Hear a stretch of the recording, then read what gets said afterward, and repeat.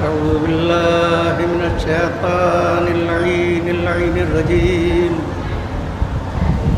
بسم الله الرحمن الرحيم. الحمد لله الذي هدانا لهذا وما كنا لنهتدي لولا أن هدانا الله.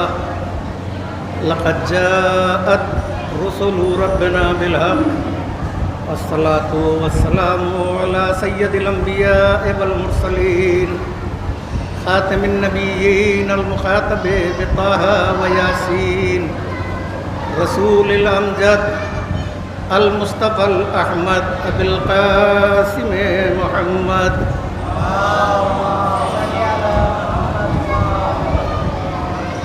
وعلى أهل بيته الطيبين الطاهرين المعصومين المنتخبين المنتجبين المظلومين. ولعنة الله على أعدائهم أجمعين ومنكري فضائلهم إلى قيام يوم الدين. آمين يا رب العالمين. أما بعد، فقد قال الله سبحانه تبارك وتعالى في كتابه المجيد والفرقان الحميد وقوله الحق. بسم الله الرحمن الرحيم. إنا نحن نحيي الموتى ونكتب ما قدموا وآثارهم وكل شيء أحصيناه في إمام مبين.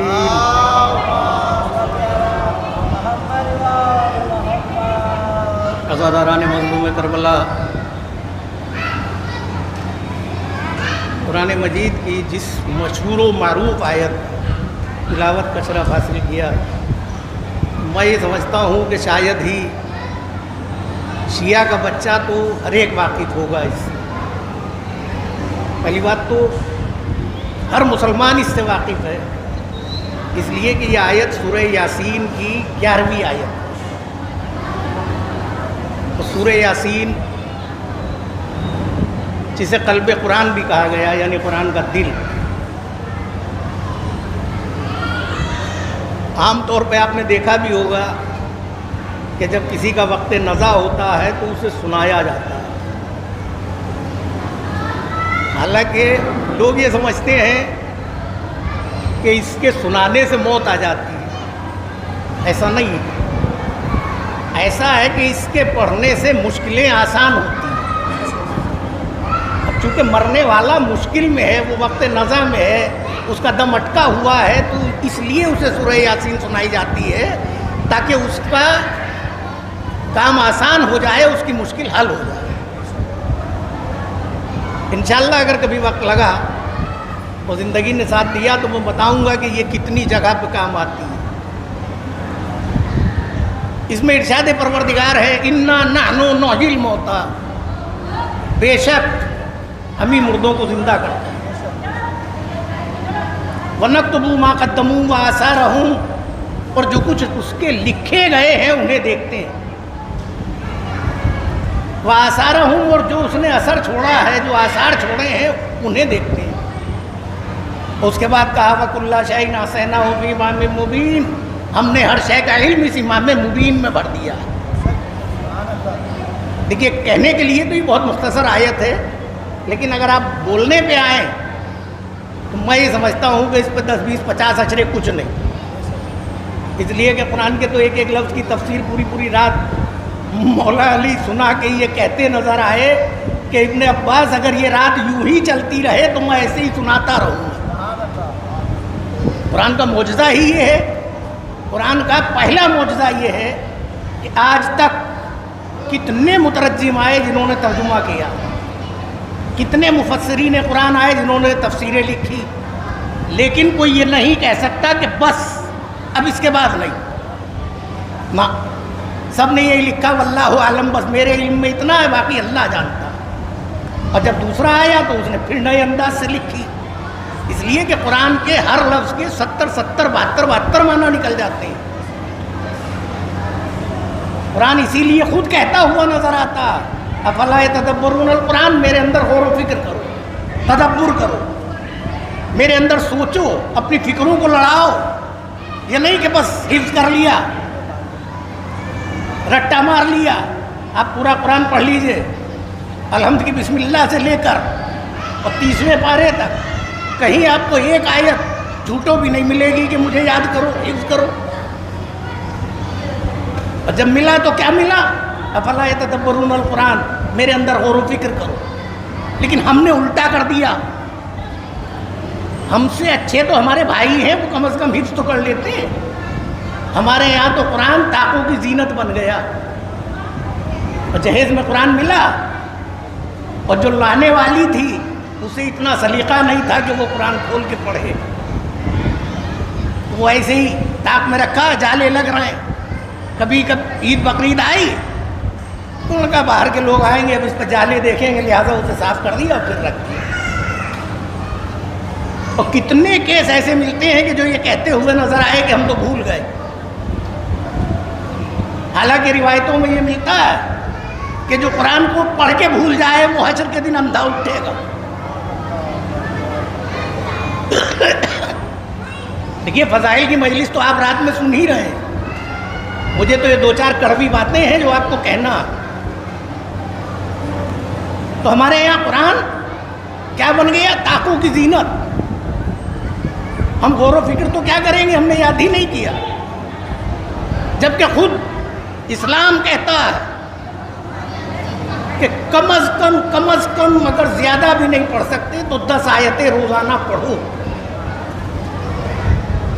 10 आयतें रोजाना पढ़ो। कितने आदमी है जो ये कह देंगे मैं पढ़ता हूँ? ये एहसान है मौलाना सैयद गुलाम अस्करी साहब के मिला का। अल्लाह उनके दर्जात को बुलंद करे कि आज तो कोई बच्चा ये कह ही नहीं सकता कि मैंने पढ़ा नहीं था। भाई, हर बच्चा जहाँ हिंदी में जाता है वहाँ पंजुम तक पढ़ता है, और जब पढ़ता है तो उसमें कुरान है। पंजुम तक आते आते उसका कुरान दोहरा दिया जाता है। तो ये तो कहने की गुंजाइश नहीं रही कि कुरान हमने पढ़ा नहीं है। पढ़ा है, लेकिन ये कहो कि तुम्हें वक्त ने, दोस्तों ने, मशगलों ने, तुम इतने उसमें महव हो गए कि अब तुम्हें फुर्सत ही न रही कि तुम कुरान को देख सको। हालांकि खुद इस्लाम कहता है कि कुरान जब पढ़ो तो बावाज़े बुलंद पढ़ो। इसलिए कि अगर तुमने मन में कुरान पढ़ लिया तो बस सिर्फ ज़बान को सवाब मिला, कान महरूम रह गए। इस्लाम कहता है आँख से देख के पढ़ो तो आँख के गुनाह माफ होंगे, ज़बान से पढ़ोगे ज़बान के गुनाह माफ होंगे, कान से सुनोगे कान के गुनाह माफ होंगे। बताइए हम में कितने हैं? सलावत पढ़िए मोहम्मद वाले।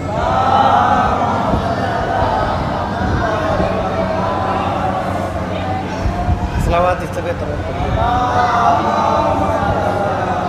इजाज़त है हुजूर। बहरहाल हमने क्या किया? हमने तो सही मानी में अगर आप गौर करेंगे तो हमने अपने रस्म और रिवाज का नाम इस्लाम रख लिया। मगर जो हमने कह दिया वो इस्लाम, जो हम कर रहे हैं वो इस्लाम। इस्लाम से तो बहुत दूर का भी नाता नहीं है। इस्लाम कब कहता है कि दूसरों पे तंज करो? नहीं कहता ना। इस्लाम कहता है अपना गिरबान झांको। है कोई जो ये कह सके कि मैं अपनी बुराइयों को खुद देखता हूं? नहीं कह सकता। जबकि मेरा अपना मानना ये है कि जो इंसान अपना गिरबान झांकेगा वो सबसे कम गुनाह करेगा, इसलिए कि उसे एहसास होगा। लेकिन हमारे यहाँ वो एहसास नहीं रहा। हमने तो सही मानी में ये है, बिल्कुल इससे भी कड़वी बात कह दूं कि हमने तो मुहर्रम भी एक त्यौहार मना लिया।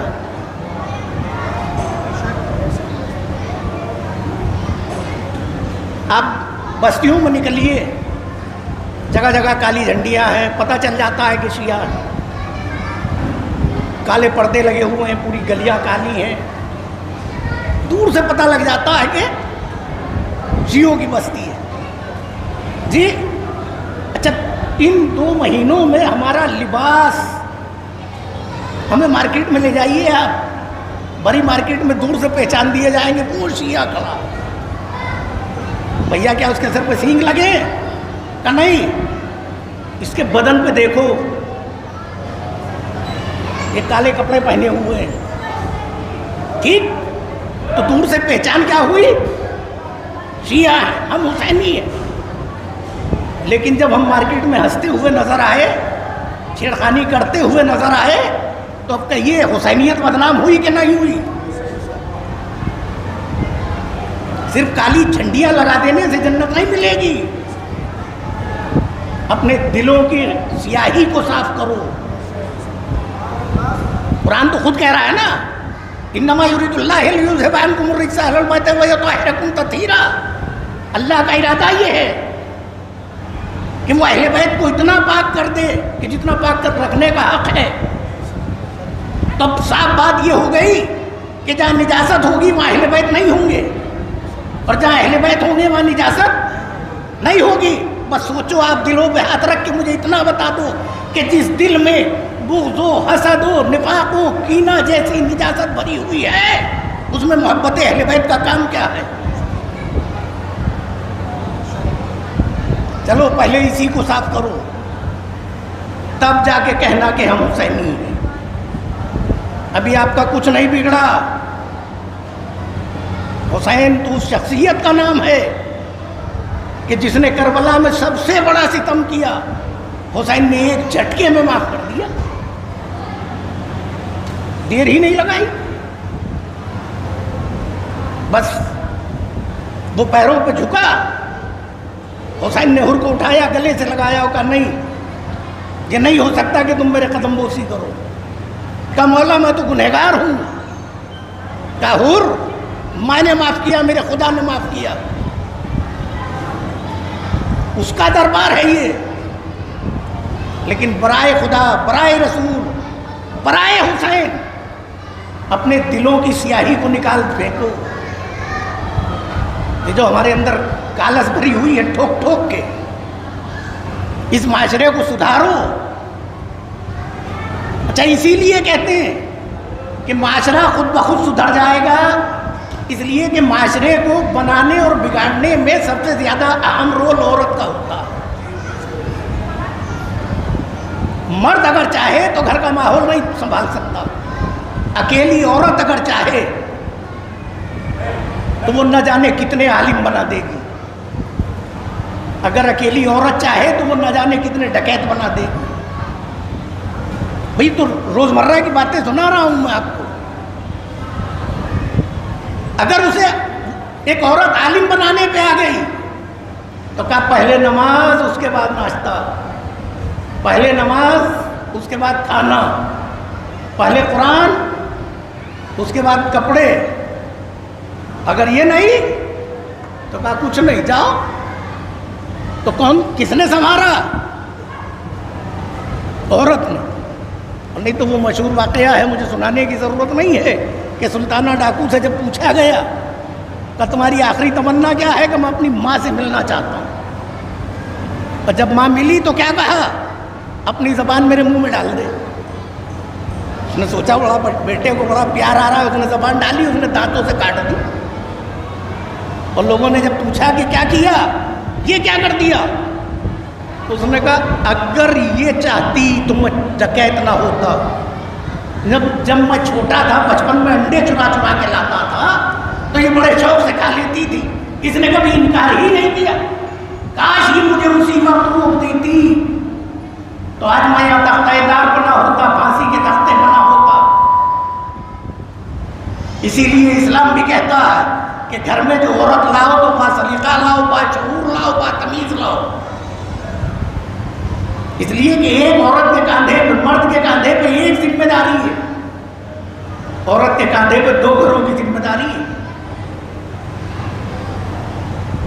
तो मेरे अजीजों, ये अय्याम अज़ा चल रहे हैं, इनमें झगड़ा फसाद, देखिए सब बाहर के आए हुए हैं। जब मुहर्रम आता है, किसी परदेसी के दिल से पूछ के देखो, ईद याद नहीं आती, बकरीद याद नहीं आती। जो सबसे बड़ी ईद होती है ना, ईद गदीर, वो भी याद नहीं आती। लेकिन जैसे ही मुहर्रम का चांद नजर आया तो उसे घर याद आ गया। अब वो सब कुछ छोड़ के अपने वतन में आ गया। खुदा की कसम, ये कमाल है उस हुसैन का जो खुद बेवतन हो गया, लेकिन तमाम परदेशियों को मुहर्रम में वतन भेज देता। ये कमाल है उसका। लेकिन यहां आए हो तो बस मुहर्रम मनाना, सियासत में ना आना। जबकि हम आज के लिए महसूस कर रहे हैं कि लोग आजादारी में सियासत कर रहे हैं। कसा पहले हुकूमत हमारी लगेगी, यही तो सियासत है। मेरा लोहा क्यों नहीं चला, मैं कसीदा पढ़ रहा था, मुझे दाद क्यों नहीं मिली? भैया मजमे से दाद क्या लेगा? दाद अगर लेनी है तो फातिमा ज़हरा से ले। तो ये तय कर लें आप कि सामने वाला अगर हमें कुछ कह भी दे तो हम उसे बर्दाश्त कर लें। हुसैन ने दुश्मन का भी दिल नहीं दुखाया। हम कैसे हुसैनी हैं जो अपनों का दिल दुखा देते हैं। हुसैन तो उस शख्सियत का नाम है कि जब करबला आए तो सबसे पहले पूछा इस जमीन का नाम क्या है। किसी ने कुछ बताया, किसी ने कुछ, किसी ने कुछ। आप 2 दिन से रोज सुन ही रहे हैं, मुझे उस तफसील में नहीं जाना। लेकिन जब बात तय हो गई कि ये जमीन करबला है तो आपने कहा ये बेच दो मेरे हाथ। क्या क्या जवाब दिया कबीले बनी असद वालों ने? मौला नहीं, क्या जरूरी है, आप ही का माल है। कहा नहीं, इसकी कीमत तय करो, इसकी कीमत तय करो। 60,000 दीनार कीमत तय हो गई। लेकिन मुख्तलिफ रिवायतें हैं इसमें, लेकिन ज्यादा मेरी नजर से यही गुजरी कि 60,000 दीनार तय हो गई कीमत। बात बैनामा लिखने की आई तो बैनामा जनाब अली अकबर के नाम लिखा गया। बैनामा जनाब अली अकबर के नाम लिखा गया। आप वहां तक नहीं पहुंचे जहां तक मैं आपको पहुंचाना चाह रहा हूं। अरे आप तो उसके मानने वाले हैं कि जिसने लड़ाई भी लड़ी है अपनी जगह पे लड़ी है। कब्र भी अगर बनवाई है तो अपनी जगह में बनवाई है, दूसरे की इजाजत की जरूरत नहीं थी हुसैन को। वैसे तो इसमें बहुत राज थे, जिसमें एक सबसे बड़ा राज ये भी था कि 2 में झगड़ा हो जाए, एक अपने घर पर बैठा है, एक मारने गया है, तो जो मारने गया है ना उसके घर पर तो जालिम होगा, जो अपने घर में मार खा रहा है, पीट रहा है, वो मजलूम है। तय है ना ये बात रोजमर्रा। अब जब हुसैन ने जाके जमीन खरीद ली तो हुसैन का घर हो गया, हुसैन मालिक हो गए।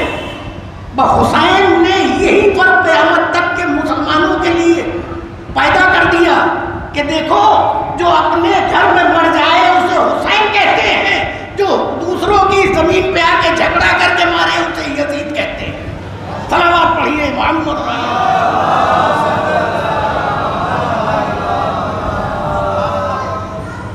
अब आप जाके अपना गिरबान फिर एहसास करें कि हम कैसे हुसैनी हैं। नहीं तो लाओ कोई झूठी से झूठी रिवायत, चैलेंज है मेरा मिंबर से, दिखाओ कि हुसैन ने किसी का दिल दुखाया, हुसैन ने किसी से झगड़ा किया बचपन से लेके बुढ़ापे तक। करबला में भी झगड़ा नहीं था, सिर्फ दिफा था, दिफा। दिफा का हक तो सबको है। हुसैन जंग नहीं कर रहे थे। खुदा की कसम अगर हुसैन जंग करना चाहते तो मेरी नजर से मक्तल की एक रिवायत गुजरी है, वो सुना दूं। हुसैन बैठे हैं कुर्सी पे, सामने से सैयद सज्जाद और जनाब अब्बास आ गए। नहीं, जनाब अली अकबर और सैयद जनाब अब्बास आए। पहला सवाल हुसैन ने यही किया, भैया कहाँ गए थे, बेटा कहाँ गए थे? कहा बाबा कहीं नहीं। कहीं गए तो थे, कहाँ से आ रहे हो? का बाबा दुश्मन के लश्कर का अंदाजा करने के लिए गए थे। का क्या पाया? क्या पाया? का पापा कुछ भी तो नहीं है। जनाब अब्बास ने दस्ते अदब जोड़ के कहा था कुछ भी नहीं। का कुछ भी नहीं, इतना बड़ा लश्कर। का कुछ नहीं है। एक तरफ मेरा भतीजा अकबर खड़ा हो जाएगा, एक तरफ मैं खड़ा हो जाऊंगा। किसी में हिम्मत नहीं है जो आगे बढ़ जाए। अंदाजा करें आप कितनी ताकत थी हुसैन के पास। थी ठोकर मार दे तो चश्मे उबल जाए, लेकिन हुसैन ने कहा नहीं, ये मेरे इम्तिहान का वक्त है, मुझे इम्तिहान देना। और जब हुसैन ने इम्तिहान दिया तो इस अंदाज से दिया कि खुदा की कसम रहती दुनिया तक याद रखे। अहले सुन्नत के एक मशहूर आलिम है जिन पे यहां तक फतवा लगा दिया था कि ये शिया हो गए, गुजर गए वो, जिनका नाम था राशिद अल खैरी। उन्होंने लिखा हुसैन के इम्तिहान की मंजिल सुनिए कि रोज़े आशूर है, गर्मी बेहद है, हुसैन घोड़े पर सवार हैं, मैदान की तरफ बढ़ना चाहते हैं। हुसैन को गर्मी लगते लगते अचानक से ठंड का एहसास हुआ। भरी गर्मी में अगर आपको साया मिल जाए, बादल भी सर पे आ जाए तो बड़ी राहत महसूस होती है। आपको जैसे ही साया नजर आया, एहसास हुआ ठंडक का, आपने फौरन ऊपर की जानिब देखा। इसे कहते हैं हुसैन। शिया का कलम नहीं सुना रहा हूं। अहले सुन्नत ने लिखा कि हुसैन ने ऊपर को देखा तो क्या देखा कि जिब्राइल हैं जो अपने परों को फैलाए हुए। हुसैन से रहा ना गया, आवाज दी जिब्राइल ये क्या है, क्या कर रहे हो? कहा मौला बहुत दिन झूला झुलाया है, बहुत दिन आपके मां के बदले की चक्कियां मैंने चलाई है। इस गर्मी में आपको देखकर बर्दाश्त नहीं कर सका। मौला परवरदिगार से इजाजत लेके आए हो। लेकिन हुसैन का जवाब क्या था? जिब्रील हट जाओ। कहा मौला आप मुझे हटने के लिए कह रहे हैं? कहा जिब्रील हट जाओ, इसलिए कि मेरे इम्तिहान का दिन है, इम्तिहान मुझे अकेले देना है, किसी को साथ में लेके नहीं देना। तो सोचो आप किस हुसैन के मानने वाले हैं। पिछले साल बिनोहे में झगड़ा हो गया था, क्या है ये, कहां जा रहे हैं हम? क्या यही दर से हुसैनी है? हमसे ज्यादा मजलिसे जलसे किसी कौम में नहीं होते। इतनी तकरीरें सुनने के बाद अगर हमारा ये हाल है, तो अगर हम मजलिसे न सुने तो हमारा क्या हाल होगा? थक गए मौलवियों को मौजू नहीं मिलता कि वो क्या पढ़े। सोचते हैं कि हम इन्हें समझाएं तो कैसे समझाएं। 1400 साल हो गए, उलमा समझा रहे हैं, हम हैं कि वहीं के वहीं खड़े। आप कहते रहिए, डेकोरेशन तो हम अच्छी से अच्छी कर देंगे, मौलवी बढ़िया से बढ़िया लाएंगे, फिर उसमें कमियां ढूंढेंगे, लेकिन हम अपने गिरेबान को झांक के नहीं देखेंगे, हम अपने दिल में जो मैल रखे हैं उसे साफ नहीं करेंगे। सोचो आप। तो बराए हुसैन मुहर्रम को शोक का महीना है। जब आपकी दीवारें बता रही है कि ये सोमवार है, आपका लिबास बता रहा है कि ये सोमवार है, तो फिर ये कहे कैसे, फिर ये हंसना कैसा? सोचे आप। मुझे एक बात और उसके बाद इंशाअल्लाह रब्ते मसाइल, किसी के बाप का जनाजा पड़ा हो, उसे मुस्कुराते हुए देखा, हंस पड़ेगा? नहीं। किसी के जवान बेटे की मैयत रखी हो तो हंसेगा? नहीं हंसेगा ना। हमारे चश्मे तसव्वुर में 72 जनाजे रखे हैं और हम हैं कि आपस में एक दूसरे से बगलगीर होते फिर रहे हैं, हंस रहे हैं, मजाक कर रहे हैं।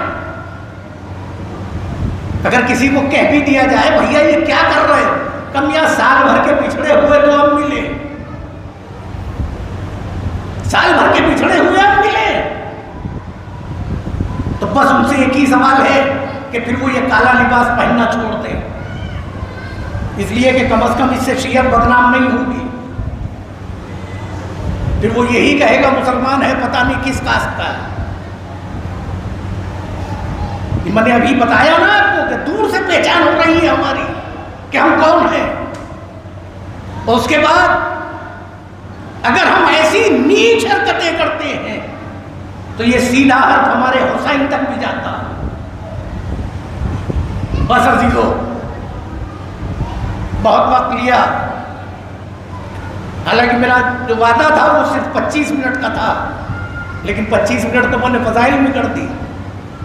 और जब बात अहले सुन्नत के आलिम की चली तो मसाइल भी आप उन्हीं की ज़बानी सुन लीजिए। एक रिवायत अभी सुनाई मैंने उनकी लिखी हुई, एक और सुन लीजिए। उन्होंने अपनी किताब, अल्लामा राशिद अल खैरी ने अपनी किताब सैयदा का लाल में लिखा कि जब 27 रजब की रात हुई, किसी शिया का कलम नहीं है, अहले सुन्नत का कलम है, लेकिन सच्चाई कोई छुपा नहीं सकता। कहा जब 27 रजब का दिन ढल गया तो हुसैन ने अब्बास को बुलाया, अकबर को आवाज दी और कहा मेरे लाल नाना के रोजे पे चल रहा है। ए भैया मुझे नाना के रोजे पे चलना। पूरा खानदान, पूरा कुंबा इकट्ठा होकर रसूल के रोजे पे गया। जब मज़ारे रसूल पे हुसैन पहुंचे, दो जानू होके बैठ गए, आवाज दी नाना तेरी कब्र का मुजाहिर जा रहा है। ये नाना आज के बाद हुसैन चराग जलाने नहीं आएगा, नाना शिकायत न करना। ये नाना आपकी उम्मत ने मजबूर कर दिया, अजब नहीं कि कब्र से आवाज आई हो, ए हुसैन अगर तू मदीना छोड़ रहा है तो तेरा नाना भी तेरे साथ साथ कब्र छोड़ रहा है। अजरकुम अल्लाह।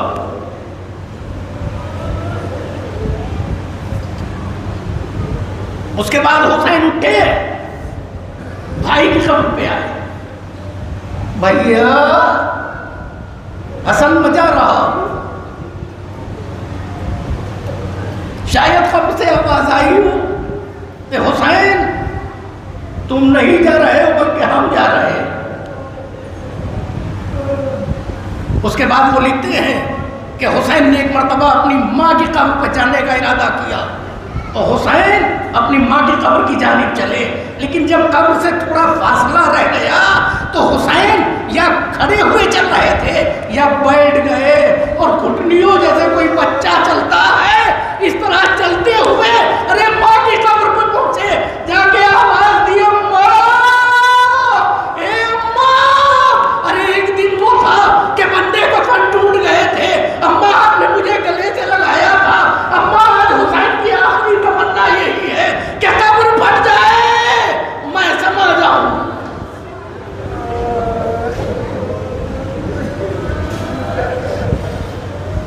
मेरी जुबान में इतनी ताकत नहीं है कि मैं बता सकूं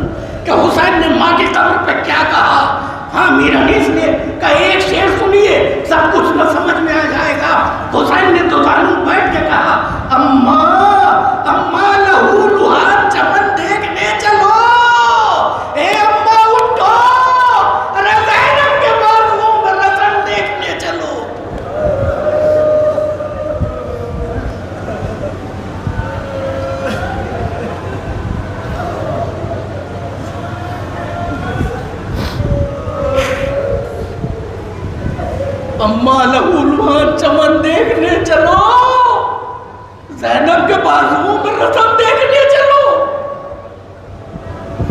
कब्र से आवाज आई, मेरे लाल हुसैन, आगे आगे तेरा काफिला होगा, पीछे पीछे तेरी माँ होगी, मैं तुझे हर जगह नजर आऊंगी।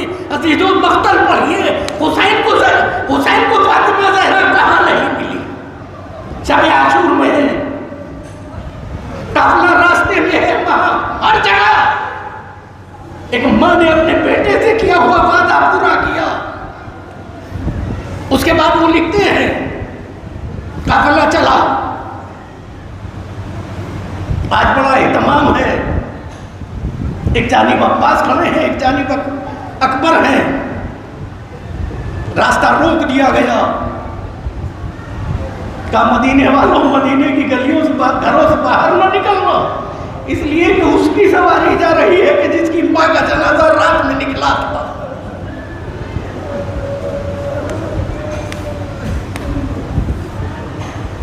रुक गया रास्ता, बीबियां सवार हो गई, मुझे रुखसत नहीं पढ़नी है। चला काफिला, हुसैन की बीमार बेटी, जिसका नाम तारीख ने सुगरा लिखा,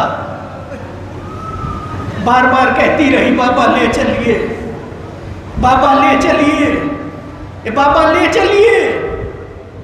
आजिज़ी बताऊं कितनी थी, कितनी आजिज़ी थी शहजादी की। खुदा की कसम, अगर हम होते तो दिल मोम हो जाता।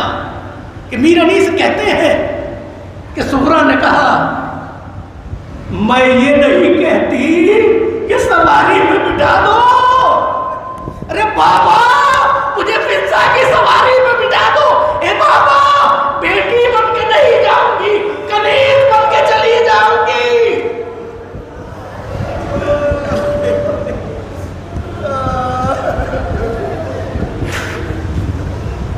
अल्लाह परवरदिगारी नवाजों पर रहमत नाज़िल करे। सब काफिला रुखसत हो गया। सुगरा ने ये मामूल बना लिया कि जिस जगह अपने भाई अकबर से आखिरी बार रुखसत हुई थी, रोजाना उस जगह पे आके बैठ जाती थी। रोज का दस्तूर था, मां बैठ जाती थी, करबला की तरफ रुख करके आवाज देती रहती थी, भैया कब लेने आओगे? बाबा, आपको आज तक भैया को भेजने की फुर्सत नहीं मिली? बाबा क्या बेटी को भूल गए? यही बाई करती रहती थी। और जब भी कोई उधर से गुजरता था तो उससे एक ही सवाल करती थी, ए शेख कहाँ जा रहे हो? ए शेख कहाँ जा रहे हो? का बीबी तुम पूछती क्यों हो? कब मैं इसलिए पूछती हूँ कि मेरा बाबा करबला गया है, मुझे खत भेजना है।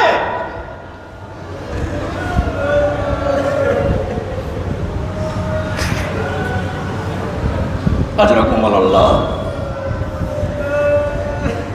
अजरकुमुल्लाह, मुझे खत भेजना।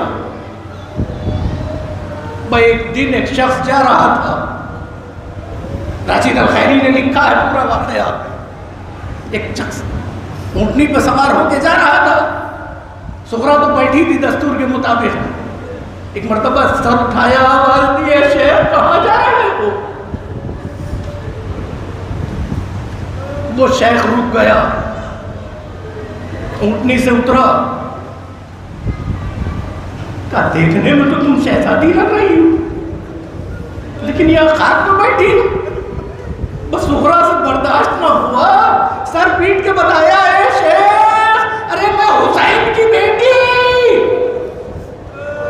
मेरा बाबा चला गया, मैं बीमार थी, मुझे लेकर नहीं गया। मेरा बाबा चला गया, मैं बीमार थी, मुझे यही छोड़ गया। बस मैंने रोज का ये दस्तूर बना रखा है कि मैं यहाँ बैठी रहती हूँ और इस इंतजार में बैठी रहती हूँ कि किसी दिन मुझे कोई मुसाफिर करबला जाने वाला मिल जाए तो मैं अपने बाप को खत लिख भेज दूँ। उसका दिल मोह हो गया, उसने आवाज दी, बीबी तू वो खत मुझे दे, तू वो खत मुझे दे दे, मैं तेरे बाप तक पहुँचा दूंगा, मैं अपना काम बाद में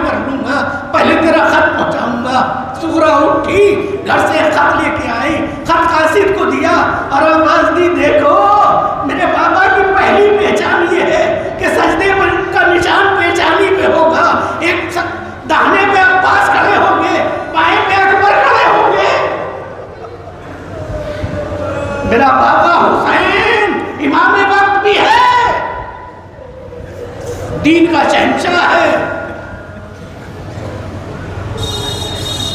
वो नाका सवार चला, सुगरा पीछे पीछे चली। ए शेर जब पहुंचना तो मेरी जानिब से मेरे भैया असगर को आगोश में ले लेना, बहुत सा प्यार करना। ए शेर मेरी जानिब से पूछना कि अब तो असगर अरे घुटनियों चलने लगा होगा।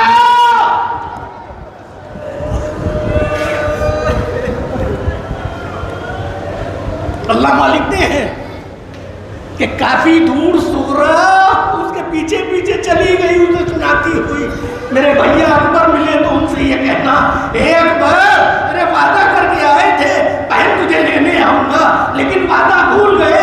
कहीं ऐसा तो नहीं कि परदेश में शादी रचाई हो। यहां तक कि बिल्कुल बैरूने मदीना आ गई। नाका सवार ने मुड़ के कहा, बीबी ए हुसैन की बेटी तुम अपने घर चली जाओ, तुम अपने घर चली जाओ, इसलिए कि आबादी दूर हो गई। तुम बस्ती से बाहर निकल आई। सुगरा तो वापस आ गई। ये नाका सवार चला, मगर अफसोस ये रोजे आशूर पहुंचा।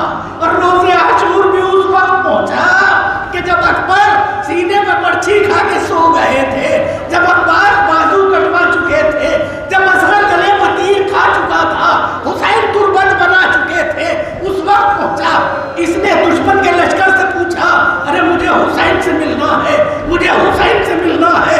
किसी ने इशारे से कहा, वो जो सामने उठ बैठ रहा है वो ही हुसैन है, जो कभी उठता है कभी गिर पड़ता है, कभी उठता है कभी गिर पड़ता है, वो ही हुसैन है। पर तासिद ने दूर से उंगली से इशारा किया, कहा सलाम अलैका या अबा अब्दुल्लाह।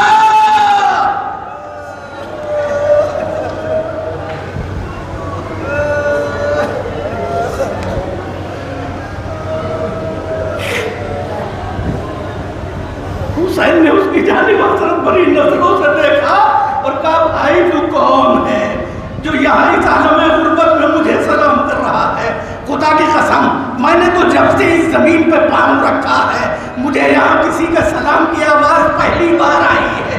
उसने कहा, अरे मैं आपकी बेटी का कासिद हूँ, मुझे सुगरा ने खत दे के भेजा है, मैं आपकी बेटी का नामा लाया हूँ।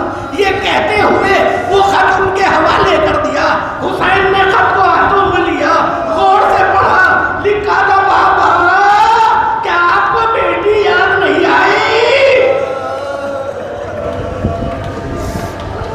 उसमें लिखा था, बाबा ए मेरे बाबा, भैया की शादी परदेश में रचा ली, सुगरा याद ना आई। ए बाबा अरे जब खैमे में मेरे भैया असगर को आगोश में लेना तो उसे मेरी जानिब से भी खूब प्यार करना। ए बाबा अरे अब तो भैया चलने लगा होगा।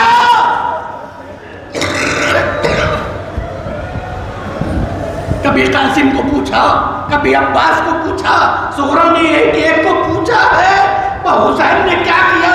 अल्लामा राशिद अल-खानी लिखते हैं, एक हाथ से कासिम का बाजू पकड़ा और बाजू पकड़ने के बाद उस जगह ले गए कि जहां अकबर पर्ची का फलकाए पड़े थे। आवाज दी है, कासिद सुगरा, अरे जिस अकबर के वादे की बात लिखी है ये वही अकबर है।